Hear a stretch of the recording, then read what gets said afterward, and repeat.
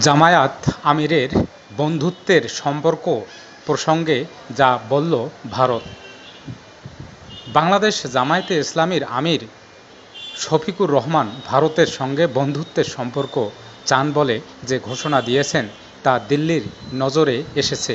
ভবিষ্যতে এ নিয়ে আরও আলাপ আলোচনা হতে পারে বলেও আশা প্রকাশ করেছে দেশটির পররাষ্ট্র মন্ত্রণালয়।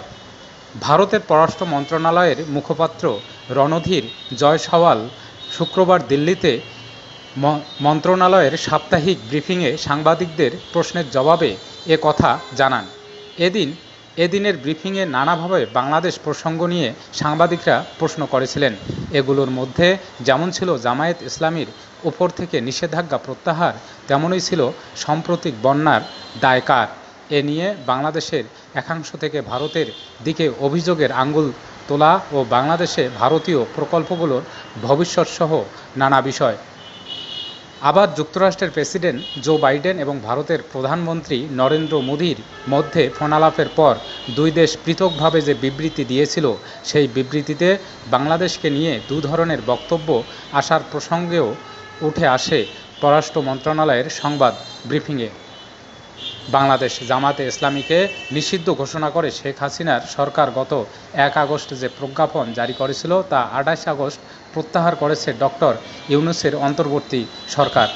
এরপর দেশের সংবাদ মাধ্যমগুলোর সঙ্গে মতবিনিময় করতে গিয়ে জামায়াতের আমির ডক্টর শফিকুর রহমান বলেছিলেন, ভারতের সঙ্গে সুসম্পর্ক গড়ে তুলতে তার দল আগ্রহী।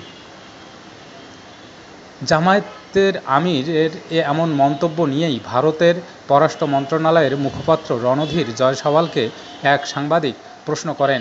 জামায়াতে ইসলামীর দিকে অভিযোগ ওঠে যে সেখানে তারা ভারত বিরোধী মনোভাবকে প্ররোচনা দেয়, কিন্তু এখন যখন তারা ভারতের সঙ্গে সম্পর্কের উন্নতি চায়, এ নিয়ে ভারত সরকারের অবস্থান কী?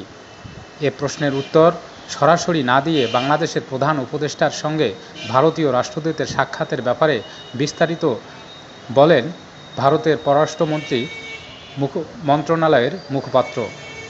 প্রধান উপদেষ্টা ও ভারতীয় রাষ্ট্রদূতের মধ্যে দ্বিপাক্ষিক সম্পর্ক নিয়ে আলোচনা, বাংলাদেশে হিন্দু এবং সংখ্যালঘুদের সুরক্ষা দেওয়া, সম্প্রতি বন্যা ইত্যাদি বিষয় উল্লেখ করে জয়সওয়াল মূল প্রশ্নের জবাব দেন মাত্র 1 লাইনে।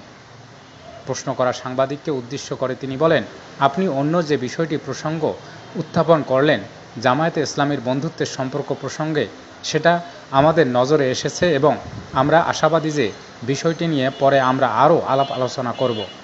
অন্য এক সাংবাদিক জামায়াতে ইসলামীর উপর থেকে নিষেধাজ্ঞা প্রত্যাহারের ব্যাপারে মুখপাত্রের কাছে জানতে চাইলে রণধীর জয়সওয়াল বলেন, আমরা বিষয়টিকে বাংলাদেশের অভ্যন্তরীণ বিষয় হিসেবে দেখছি।